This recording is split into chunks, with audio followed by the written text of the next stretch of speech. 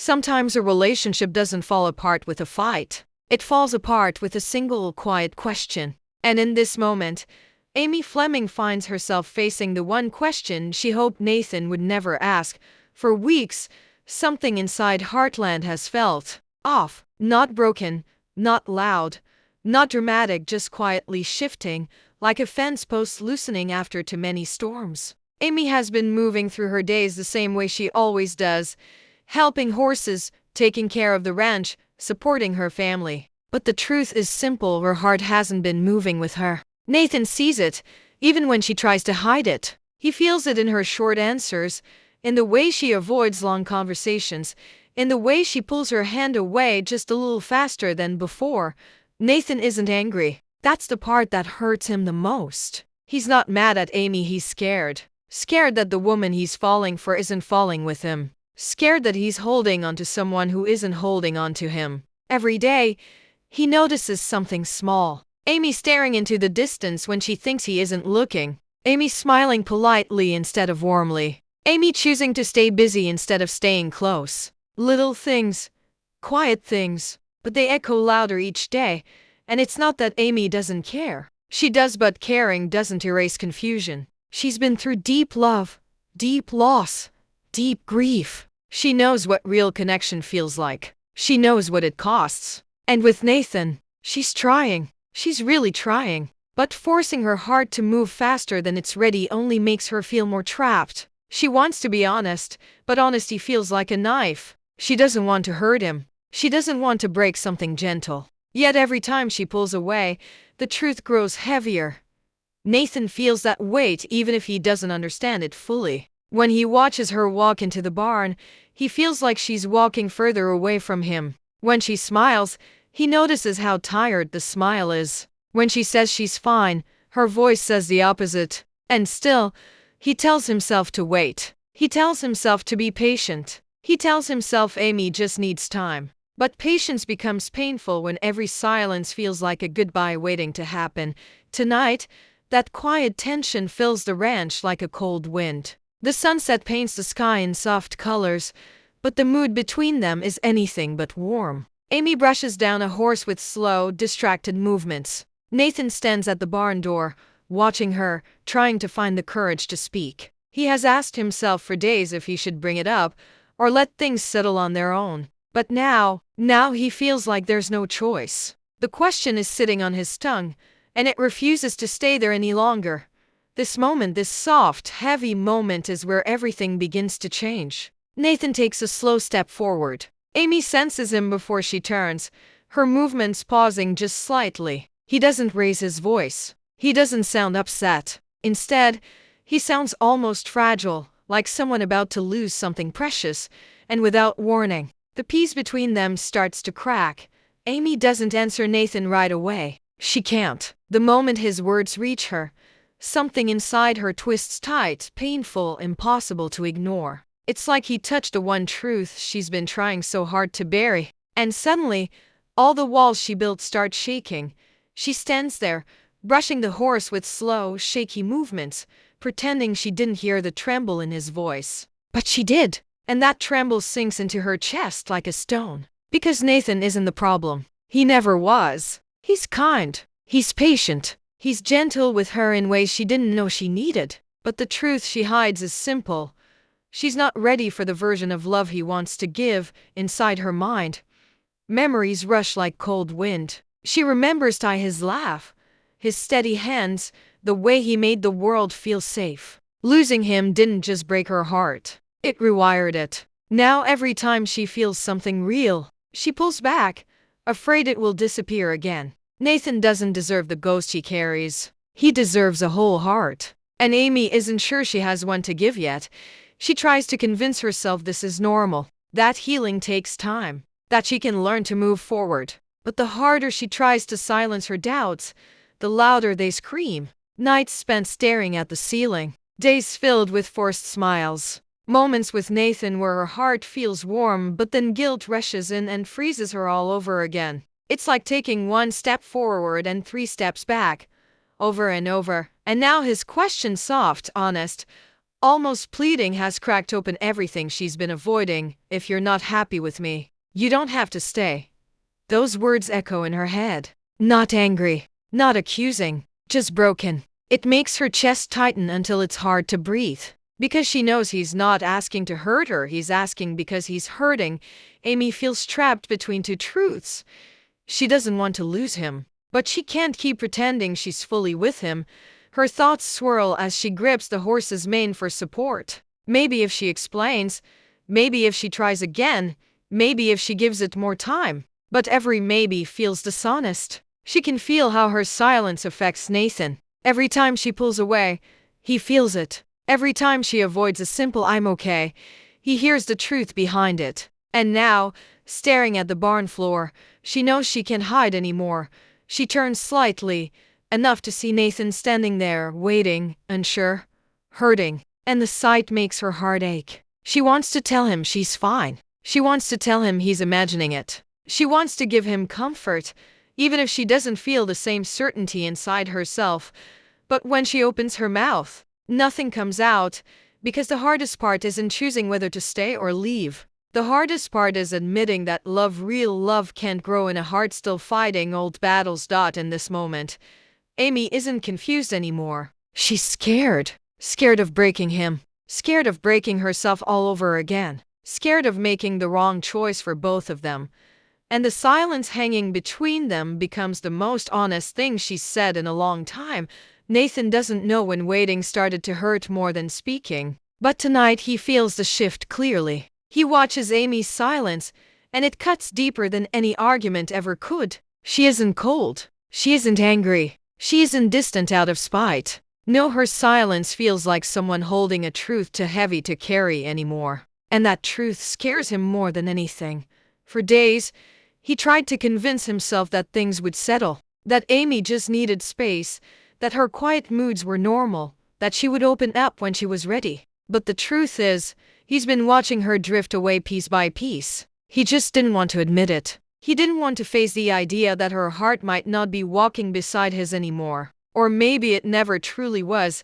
Nathan's breath shakes as he looks at her. He sees the way her shoulders stiffen, the way she keeps her hands busy to avoid meeting his eyes, the way her chest tightens like she's about to break into pieces if he asks anything more. And suddenly he realizes something he's been trying to ignore. Amy is hurting, but she's not reaching for him. And that's the moment something inside him cracks. He thinks back to the small signs, the times she pulled away when he reached for her hand, the soft excuses she gave when he invited her out, the way her smile never seemed to reach her eyes anymore. At first, he told himself it was stress. Then he told himself it was grief. Then he told himself she just needed time. But every explanation felt like a thin blanket trying to warm a cold truth. He takes a slow breath, steady but trembling. This isn't about blaming her. This isn't about being right or wrong. It's about finally speaking the fear he's carried alone for far too long. As he steps closer, the sound of his boots on the barn floor echoes in the quiet air. Amy doesn't look up. That hurts more than he expects. It feels like she's already halfway gone, standing right in front of him. "Nathan, don't," she whispers softly, as if she already knows what he's about to say. But he can't stop now. His heart won't let him.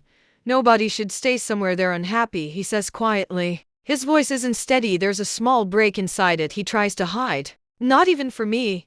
Amy closes her eyes, and the way her face tightens tells him everything. She doesn't have to explain. She doesn't have to defend herself. Her silence is too full, too heavy, too honest. For the first time, Nathan finally sees the truth without trying to soften it.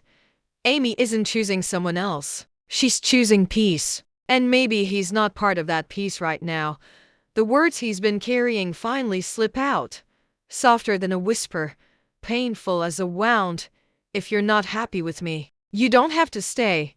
The moment the sentence leaves his mouth, the air around them feels colder, like something he ever expected. Her eyes aren't angry. They're not confused. They're not cold. They're full of pain, deep, quiet, honest pain. The kind that comes from holding on too tightly to something she knows she can't fix.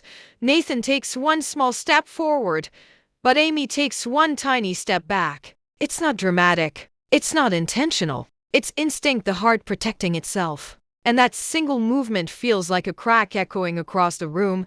Amy tries to speak, but her voice fails. She opens her mouth once, twice, but no words come out. Only breath, only shaking, only the kind of helplessness that shows she wanted a different answer, but she doesn't have one to give. Nathan watches her, and everything inside him sinks. If she had been angry, he could have fought. If she had pushed him away, he could have defended himself. But this gentle breaking is something he can't fight. You can't argue with a heart that's hurting. You can only listen. Say something, he whispers, even though a part of him already knows she can't. Amy shakes her head slowly. I don't want to hurt you, she finally manages, her voice small, trembling. You're not. He lies softly. You're just being honest. She isn't just being honest, she's being brave. She's choosing truth over comfort, even though it cuts through both of them. Nathan feels something warm collect in his eyes, but he blinks it away. This moment isn't about him. It's about letting her speak her truth without fear. Amy wipes her cheeks with the back of her hand, but the tears don't stop. I'm trying, she whispers. I've been trying for so long, and you deserve someone who doesn't have to try this hard. The words land like a slow, crushing weight. Nathan feels them settle in his chest, heavy and unchangeable. But he doesn't raise his voice. He doesn't beg her to stay. He doesn't reach out to make her stay out of guilt. Instead, he nods just once. A small, heartbreakingly gentle nod. Amy looks down, and when she speaks again, her voice breaks completely. Nathan, I don't know what's wrong with me. There's nothing wrong with you, he says immediately. His voice is soft, steady, but full of pain. You're grieving. You're healing. And I pushed too soon. Amy lets out a shaky breath, as if the truth she's been carrying finally slips free. She looks at him one last time, and in that look is everything she can't say thank you. I'm sorry. Maybe someday, please understand. Then she does the thing she's been afraid to do. She reaches for her coat. Her hand trembles. Her breath shakes. Her steps are slow, but they carry a finality that neither of them can ignore. Nathan doesn't try to stop her. His fingers twitch, wanting to reach out, but he lets them fall by his side. Because holding onto her now would only trap her. And he loves her too much to do that. Amy walks past him, her footsteps soft but echoing in the hollow barn. When she reaches the door, she pauses just for a second. Not to change her mind, but to gather the strength she needs to step into a world where she isn't with him. Then she disappears into the quiet evening. Leaving the door open behind her, Nathan stands alone in the fading light, the cold air brushing against him like a reminder of what he just lost. He doesn't shout after her. He doesn't collapse. He simply stands there, heart cracked open, watching the woman he cared for walk into her future without him. And in that moment, both of them learn the hardest truth of love. Sometimes goodbye isn't loud. Sometimes it's a whisper. And sometimes it's simply a door left open. The moment Amy steps outside, the cold evening air wraps around her like a warning and a comfort at the same time. She pulls her coat tightly around her body, but it doesn't stop the shaking. It's not from the wind. It's from everything she just left behind. Every step she takes away from the barn feels heavier, like her heart is dragging against the ground. She doesn't look back, not because she doesn't care, but because she knows if she does, she might not have the strength to keep walking.